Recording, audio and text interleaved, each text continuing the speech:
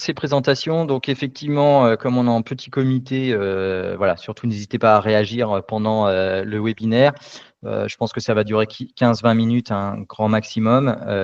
L'idée, c'est de partager sur cette notion d'apprentissage. Alors, on a pris le feedback effectivement comme exemple, mais vous allez rapidement comprendre que l'idée, c'est en gros, aujourd'hui, on fait des formations. Est-ce que les formations type e-learning ou en présentiel sont suffisantes pour ancrer des apprentissages durablement dans l'entreprise? Bien évidemment, on pense que non avec Frédéric. C'est bien pour ça qu'on vous propose ce webinaire. Donc, le programme qui était prévu, c'était une petite introduction. On vient de le faire. Je vous présenterai rapidement Voodoo et ensuite, on attaquera vraiment le vif du sujet puisque, visiblement, mis à part Christine, tout le monde connaît un petit peu Voodoo. Voilà, donc on reviendra un peu sur les défis de l'instauration d'une culture du feedback dans les entreprises. Et ensuite, on verra justement comment relever ces défis à travers le combo gagnant Voodoo plus FNC. Voilà, et à la fin, il y avait une session d'échange, mais encore une fois, comme on est peu nombreux, on peut vraiment échanger pendant cette présentation, donc n'hésitez pas à intervenir directement si vous le souhaitez, si vous souhaitez compléter, amender, corriger, hein, vous avez le droit aussi d'exprimer un désaccord si c'est le cas, ou renforcer un point sur lequel vous êtes totalement en phase. Alors, donc rapidement, Voodoo, on est donc une start-up comme FNC, une quinzaine de collaborateurs basés sur Mulhouse et nous sommes des experts en animation de communautés professionnelles. On existe depuis 2019. On est né dans la tête de 3 directeurs industriels qui, à l'époque, en fait, voulaient aider leurs collaborateurs à mieux coopérer avec les différents écosystèmes dans lesquels ils évoluaient pour les aider à aller chercher des solutions, des nouvelles connaissances, des nouvelles compétences, des nouveaux outils plus rapidement et plus facilement afin de les aider dans leur quotidien.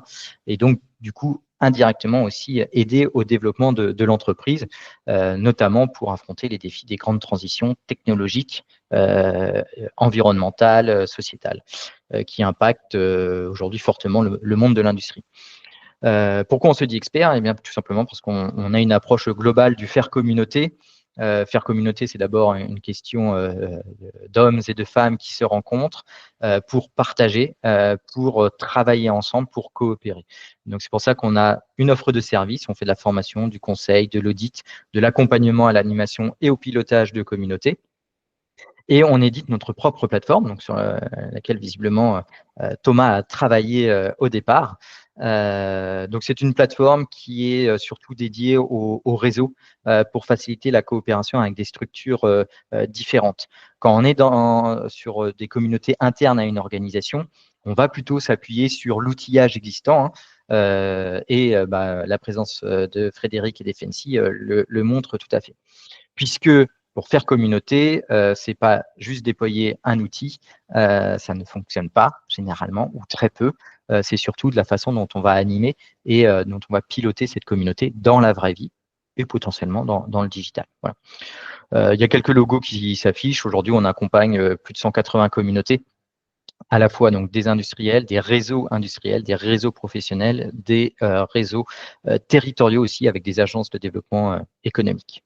Voilà. Donc on accompagne vraiment tout type de structure sur cette notion de coopération. Voilà. FNC, Frédéric, tu en as parlé tout à l'heure. Voilà, donc je ne sais pas si tu veux compléter par rapport à ce que tu as dit en introduction. Pour faire écho à ce que tu disais sur votre structure, nous, donc FNC, on existe depuis fin 2016. Notre solution, telle qu'on va pouvoir vous la présenter tout à l'heure, elle est sur le marché depuis fin 2021. Et elle accompagne, donc notre compagnon digital TeamGiver accompagne plus de 5000 collaborateurs dans leur quotidien, dans des entreprises qui vont de 150 collaborateurs, même parfois sur des plus petites structures, jusqu'à des grands groupes dont vous voyez les noms apparaître ici. Et donc, on a cette particularité, en effet, d'être présent dans les outils du quotidien. Donc, de ne pas demander aux collaborateurs pour venir voir des choses qu'il a déjà vues, de se connecter à une autre solution. Ce qui fait une grosse force de notre solution, c'est qu'effectivement, elle est intégrée dans Teams, dans Google Workspace et dans Slack. Merci. Alors, en préparant ce webinaire, je suis revenu sur la culture du feedback et notamment pour éviter l'effet frite au four. Alors, pourquoi l'effet frite au four? C'est parce que on a tous notre parcours professionnel, on a sans doute évolué dans différentes entreprises. Moi, la notion de feedback, j'en ai toujours entendu parler. Ça a toujours été assez compliqué, je trouve, puisque à chaque fois, ça a été, on va dire, approprié de façon très différente. Et je me suis souvent aperçu que c'est ceux qui en parlent le plus qui en font le moins. Voilà, un peu comme la pub des années 90 des frites au four McCain. Donc là, l'idée, c'est on va arrêter d'en parler et pour essayer vraiment d'instaurer durablement donc cette culture du feedback et vraiment en faire, puisque c'est un exercice qui n'est pas forcément inné, qui peut être difficile à réaliser pour certaines personnes. Donc, comment accompagner effectivement ces personnes dans cet acte managérial et à la fois pour le manager, mais aussi pour le manager. Hein. Renan pourra vous témoigner que je lui dis souvent, c'est important de savoir manager son manager. Donc, les 5 défis, on va dire, classique autour de ce feedback, comment l'instaurer durablement dans l'entreprise, hein. C'est d'abord la résistance au changement, à la fois la résistance au changement individuel, mais aussi la résistance au changement collectif hein, de l'entreprise. Le manque de formation ou surtout des formations inadaptées. Voilà, donc il y a beaucoup de formations qui existent, mais est-ce que dans leur format, dans leur forme, elles sont adaptées aux personnes qui les reçoivent? On peut se poser la question, puisque c'est encore un sujet aujourd'hui. Il y a bien évidemment la peur de la critique hein, et surtout derrière, je pense, de la hiérarchie, parce que voilà, faire un feedback à son manager, c'est quand même un exercice de style. Fonction de la personnalité de ce manager, on peut se sentir soit pas forcément légitime, soit être impressionné par celui-ci. Or, c'est important d'être en capacité de faire des retours aussi à son manager pour pouvoir s'épanouir dans son travail et pour pouvoir réussir aussi sa mission, puisque je pense que vous en conviendrez tous, nous sommes souvent face à des injonctions contradictoires. Et donc là, il faut du coup pouvoir s'en affranchir. Et le feedback est un moyen de pouvoir naviguer facilement face à ce type d'injonction. Il y a également l'absence de processus ou de temps aussi hein, consacré au feedback, par exemple, pas assez de temps d'échange dans les entreprises, et le manque d'outils, à la fois outils méthodologiques, mais aussi peut-être d'autres types d'outils. Et c'est là où, du coup, vous l'aurez compris, est notre valeur ajoutée entre Voodoo et TeamGazer. Et enfin, la culture d'entreprise. Parfois, il faut se l'avouer, hein, il y a un manque d'exemplarité du leadership qui en parle beaucoup, mais qui en font peu pour toutes les raisons peut-être qu'on a vues juste avant. Voilà. Donc, comment s'affranchir de ces défis? Comment, malgré tout, ancrer durablement la culture du feedback? Et je dirais même ancrer durablement tout type d'apprentissage dans les entreprises. Et c'est là où, avec Frédéric, on a réfléchi à un nouveau type de dispositif pour aller, pour penser en fait différemment les dispositifs de formation et faire en sorte que ça serve à quelque chose et que ça serve à quelque chose dans la durée.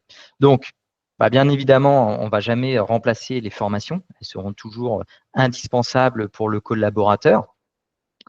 C'est vraiment le socle. Et en fait, à ce socle, on va y associer une notion d'animation des collaborateurs. Donc là, ça sera le côté Voodoo. Moi, je reviendrai dessus juste après. Et ensuite, le côté outillage. Comment outiller efficacement et de façon maligne, en fait, les collaborateurs pour que ce qu'ils ont reçu en termes de compétences, de connaissances lors de la formation, ils puissent ça puisse les aider en fait à changer, à évoluer et à vraiment appliquer en fait ces nouveaux apprentissages dans leur quotidien. Et donc l'idée, c'est vraiment d'avoir une approche innovantes des dispositifs de formation en les enrichissant donc d'une notion d'animation de collaborateurs, animation de communauté, vous l'aurez compris, et d'outillage. Et donc, concrètement, hein, comme je vous l'ai dit, on va continuer à former. Donc là, il existe plein de formateurs, d'organismes de formation sur tous les sujets et notamment sur le sujet du feedback. Ces formations sont importantes parce qu'elles vont aussi aider à créer un référentiel commun au sein de l'entreprise pour les personnes qui l'auront suivi et sur lesquelles on va pouvoir s'appuyer ensuite justement pour déployer ce dispositif d'animation et l'outillage adapté à cette animation.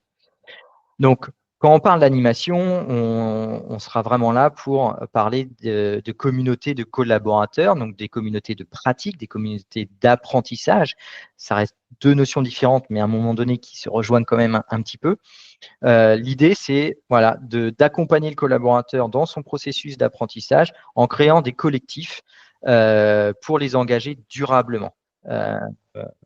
Dans l'appropriation de ces connaissances et dans le changement, puisque quand on fait une formation, c'est pour aider le collaborateur à changer. On s'attend à ce qu'il y ait quelque chose qui se passe après une formation. Et enfin, outiller, aujourd'hui, on est tous utilisateurs de très nombreux outils. Quand il y a un nouvel outil qui arrive, généralement, on a toujours un pas de côté, on est assez méfiant parce qu'on en utilise plein.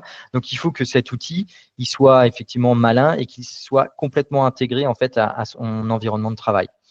Et c'est pourquoi là, l'idée d'Effensi avec son compagnon digital TeamGazer est extrêmement maligne, c'est que c'est un outil qui est finalement directement intégré à cet environnement de travail pour animer individuellement en fait chaque collaborateur avec des rappels, des petits quiz, des micro-parcours basés sur la formation, donc le fameux socle de départ et qui va permettre voilà, de maintenir dans la durée en fait à l'esprit les nouveaux apprentissages du collaborateur au niveau individuel et de façon collective, donc par les communautés. Et là, la boucle est bouclée, on est parti pour durer. Alors, je vous propose maintenant un focus sur les communautés apprenantes parce que depuis que je suis arrivé chez Voodoo, je me suis aperçu que c'était quand même un levier assez méconnu des entreprises.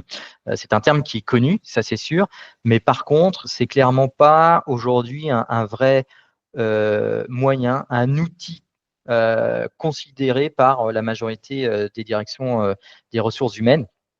Or, ça peut être un outil très puissant comme on peut le voir, à la fois pour l'interne, pour les collaborateurs, mais aussi pour l'externe. Ça, c'est un autre débat.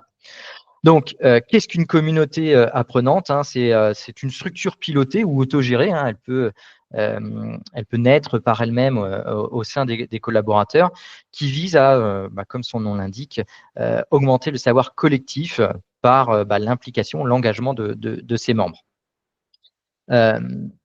Elle va donc stimuler l'apprentissage. On se réunit pour apprendre ensemble.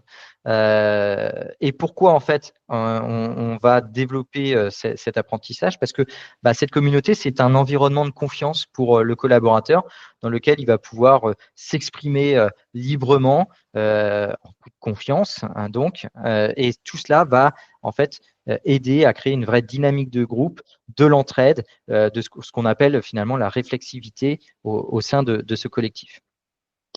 Et pourquoi on est convaincu que réfléchir communauté de collaborateurs est aujourd'hui important pour les entreprises?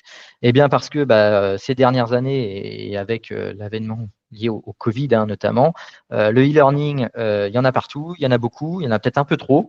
Alors ça a permis de limiter, de réduire certains budgets formation dans les entreprises, mais par contre, c'est pas toujours un format adapté. Se réunir en formation permettait à une certaine époque de recréer du lien entre les collaborateurs et entre les organisations quand c'était des formations interentreprises. Et donc, avec le e-learning, on a perdu tout ça. Donc, c'est de voir aujourd'hui comment remettre un peu plus de qualitatif dans les dispositifs de formation en s'appuyant du coup sur les dispositifs communautaires qui vont venir en fait s'appuyer sur les formations traditionnelles, classiques de ce que proposent les entreprises. Et pourquoi il faut s'appuyer sur la coopération? Eh bien, il faut bien avoir en tête que la coopération a été la clé de notre développement en tant qu'animal social. Et ça, malheureusement, parfois on l'oublie. Donc, penser collectif, penser coopération permettrait de booster tout cela et d'avoir une approche en fait des formations nouvelles et encore une fois beaucoup plus impactantes finalement pour le collaborateur et l'entreprise. Alors là, c'est une slide assez chargée, hein, je vous préviens. Je m'arrêterai juste au titre. Vous aurez le contenu de toute façon, mais ça va vous permettre en fait de rentrer un peu plus en profondeur sur qu'est-ce que qu'est-ce que c'est que des communautés apprenantes. Donc, une communauté, c'est vraiment l'espace sécurisé pour la pratique. Donc là, en l'occurrence, pour notre sujet, c'est la pratique du feedback, dans un cadre informel et bienveillant. Même si c'est un dispositif piloté par l'entreprise, on n'est pas dans une structure managériale, organisée, hiérarchique. Il y a un animateur de communauté, mais ce n'est pas forcément le manager. Et ça, c'est important. Et surtout, il faut être vigilant à bien garder en fait cet espace informel pour les collaborateurs, pour qu'ils puissent effectivement se sentir en confiance et du coup partager en toute confidentialité et de façon très naturelle.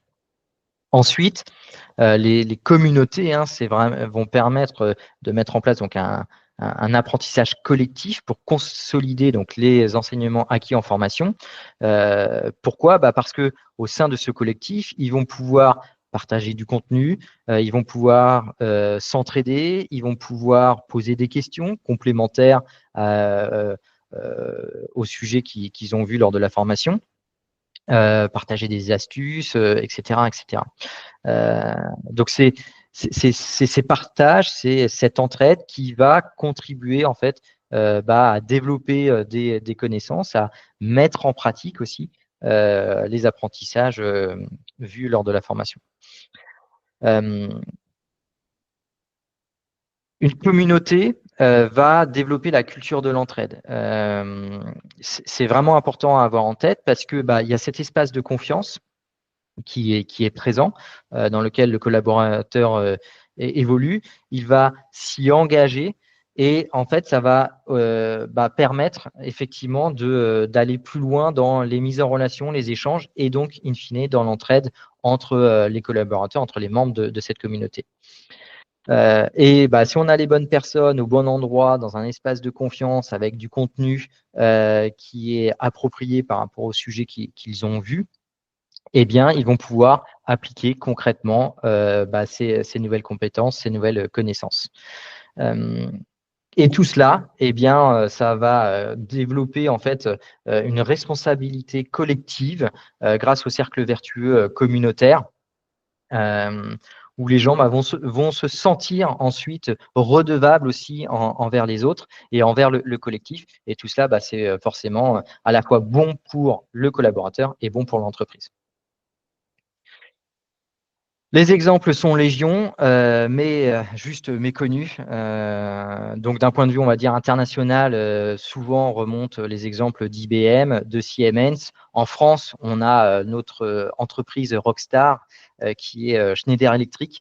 Voilà, si le sujet des communautés vous intéresse, vous verrez qu'il y a beaucoup de recherches, de documents qui évoquent Schneider en France.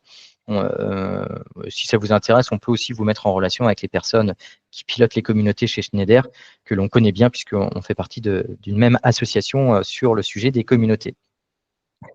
Et si vous avez besoin d'avoir des exemples à partager en interne, vous pouvez les communiquer facilement. Là, c'est des retours très concrets. Bref, vous l'aurez compris, les communautés sont vraiment des outils à mettre dans les mains de toutes les directions des ressources humaines. Elles sont là pour développer l'engagement des collaborateurs, développer leurs compétences, fluidifier la communication, puisqu'on est là pour partager, donc forcément on communique, on partage des informations. Ça favorise l'innovation. En discutant, bien forcément les idées peuvent émerger beaucoup plus rapidement et donc au global, ça renforce la culture d'entreprise. Donc bref, une entreprise qui veut réduire ses coûts de recrutement, de formation, etc., elle doit penser communauté, vous l'aurez compris. Voilà sur la partie communauté. Je vous propose d'enchaîner tout de suite sur la partie outillage, hein, donc la pointe de notre triangle pour boucler la boucle. Donc après avoir suivi des formations, avoir mis un dispositif de communauté de collaborateurs, l'idée c'est d'accompagner ce mouvement en outillant utilement, efficacement et de façon maligne. Et c'est là qu'entre en jeu du coup FNC avec le compagnon digital TeamGazer. Je suis lancé, Frédéric, donc je peux continuer si tu veux. Vas-y, on le fait à deux voix. D'accord, pas de problème. Comme on l'a dit tout à l'heure, hein, TeamGazer, donc c'est vraiment le compagnon digital complètement intégré à l'environnement de travail du collaborateur. C'est pas un énième outil sur lequel il va devoir se former, etc. C'est intégré soit à Teams pour les utilisateurs de Microsoft, soit à Slack, soit à Google Workplace. Donc en gros, on peut le mettre partout dans toutes les entreprises. C'est simple et rapide hein, à configurer pour la personne qui vont ensuite créer les mini-parcours de formation, les quiz, etc. Et c'est simple et rapide aussi dans son utilisation pour l'utilisateur final, puisque c'est intégré, encore une fois, à son environnement de travail.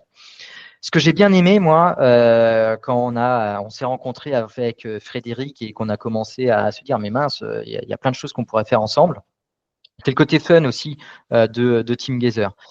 Pourquoi parce que en fait, on peut, comme c'est directement intégré, que c'est en gros très court, eh bien on peut mettre du fun, on peut mettre de la joie dans ces parcours de formation, d'accompagnement du collaborateur. Et je pense que c'est trop souvent oublié le côté fun. Or, c'est dans le fun qu'on apprend le mieux. Hein. Il y a les serious games, comme on dit, les jeux sérieux. Les enfants apprennent grâce aux jeux. Et je trouve que dans le monde professionnel, c'est trop souvent oublié. Et ben là, je suis convaincu qu'avec ce type d'outil, ça permet aussi de mettre un peu de fun dans les dispositifs apprenants. C'est quelque chose qui permet de créer de la récurrence.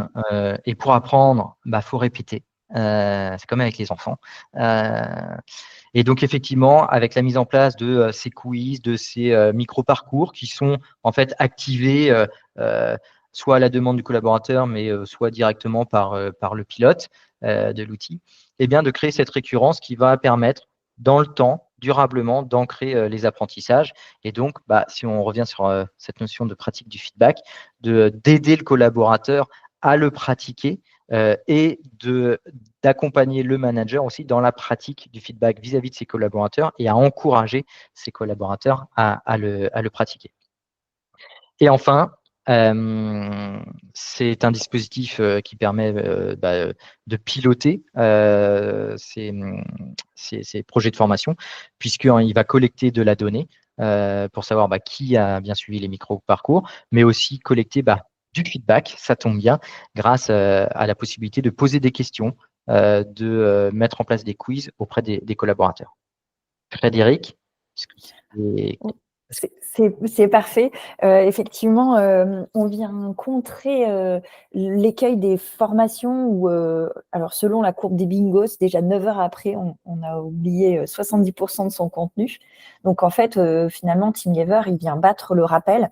Et la grosse force de notre association avec Voodoo, c'est de s'appuyer aussi sur les communautés pour faire vivre cette dynamique dans le quotidien et de telle sorte à ce qu'elle soit vraiment complètement intégrée dans le quotidien des collaborateurs, qu'elle fasse partie prenante de son quotidien et que tout le monde s'en empare de manière communautaire et fasse vivre, au-delà d'un outil qui bat le rappel, fasse vivre aussi les bonnes pratiques.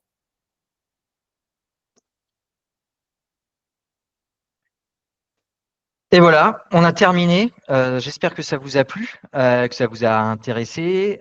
Si le sujet des communautés vous intéresse, sachez qu'on a un club des animateurs de communautés. Aujourd'hui, il y a plus de 300 membres. Vous pouvez le rejoindre gratuitement. Tout ce qu'on demande, c'est que vous soyez vraiment intéressé par l'animation communautaire et que vous puissiez contribuer à votre juste mesure. Vous y trouverez donc des retours d'expérience, des animateurs de communauté de tous bords, que ce soit interne à une entreprise ou de réseau, et pas mal de documentation de ressources sur ce qu'on appelle donc le community building. Voilà. Donc, si ça vous intéresse, vous êtes les bienvenus. Il y a juste un petit formulaire à compléter. Voilà, dites-le moi et je vous l'enverrai par mail à l'issue de ce webinaire.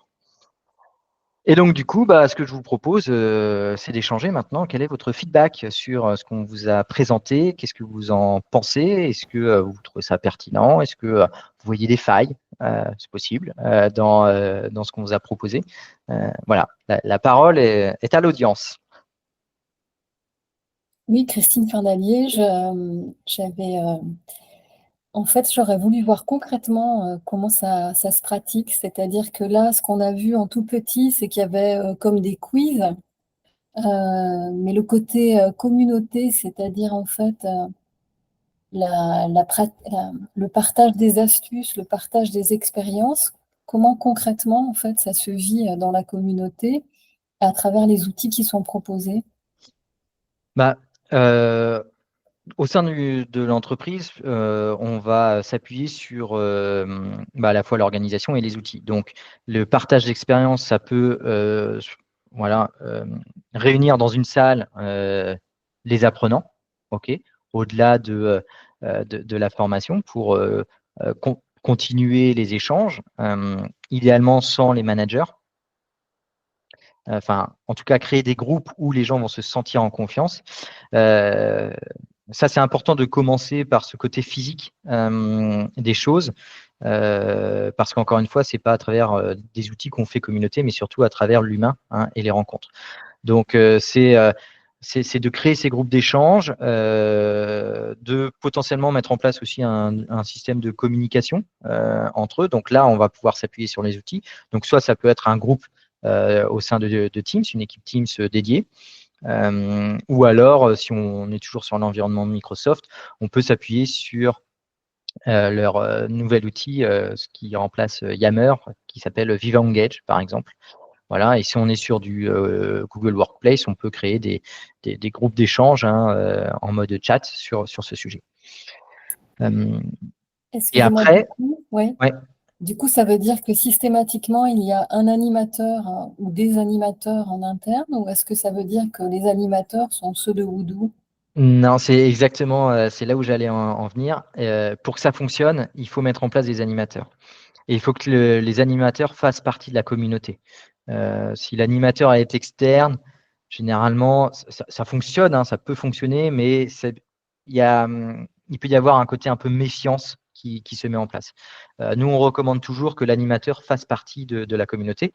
Donc là, selon l'entreprise, la taille de l'entreprise, il peut y avoir un ou plusieurs animateurs. Et dans le faire communauté, dans ce que l'on recherche tous, c'est qu'à un moment donné, une fois que l'animateur a donné l'impulsion, qu'il y ait des groupes qui s'autogèrent entre eux. Voilà. Ça veut dire que dans votre offre, en fait, vous formez l'animateur à animer?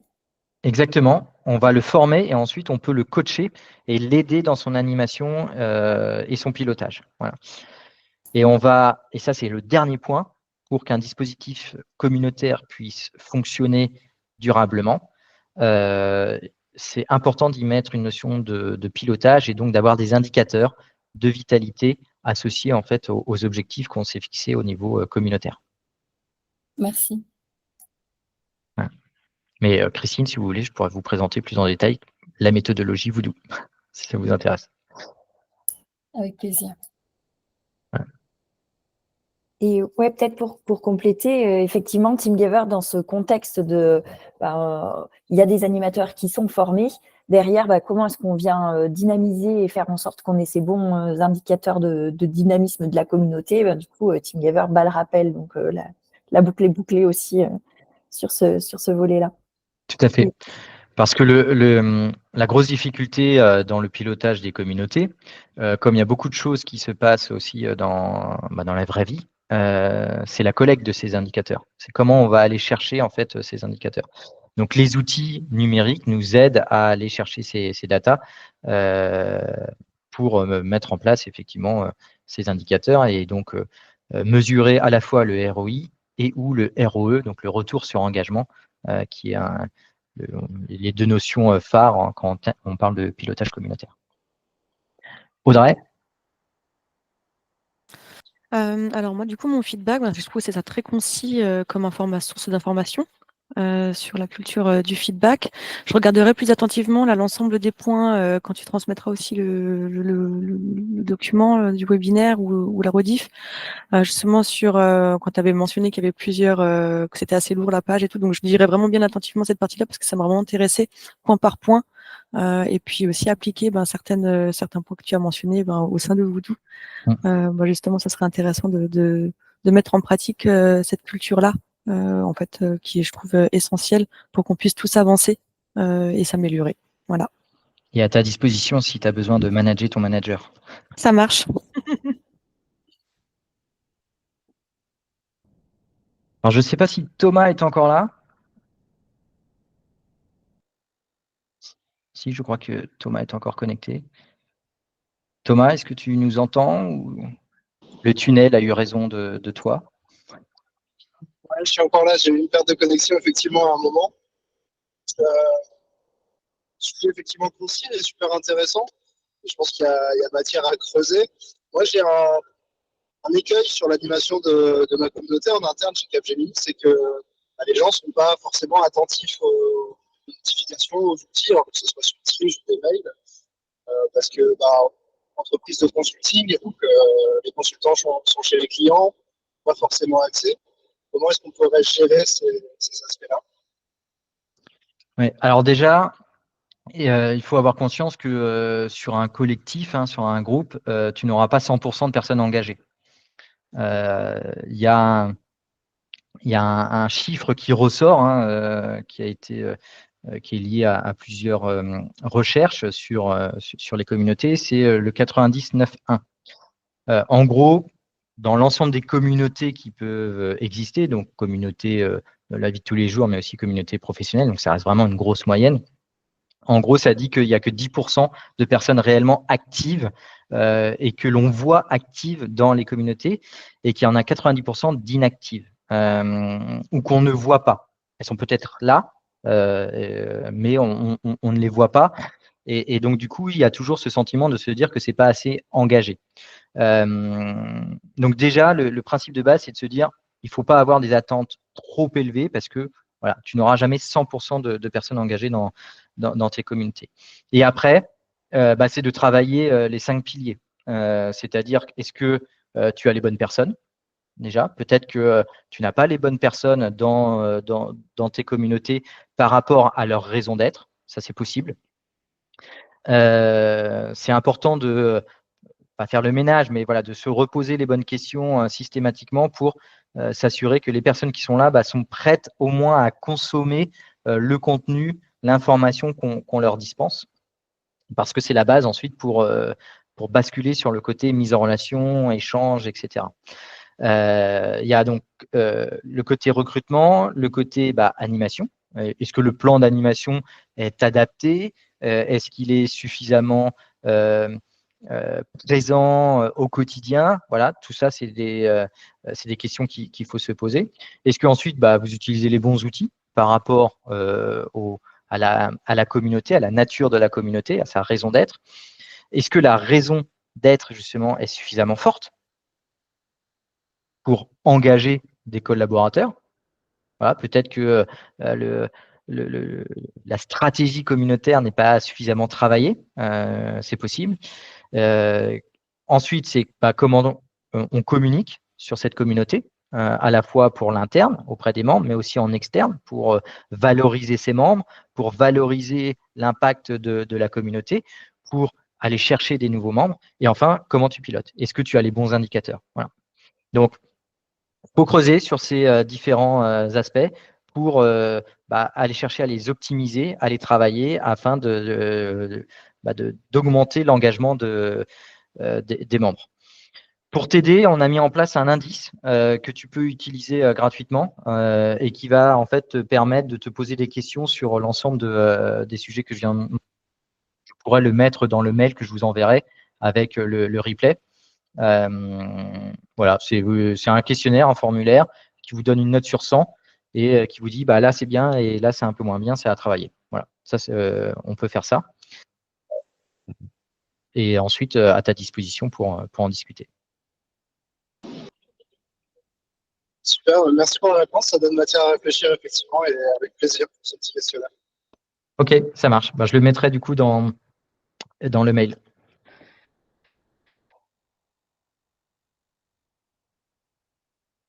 Est-ce qu'il y a d'autres questions, d'autres remarques?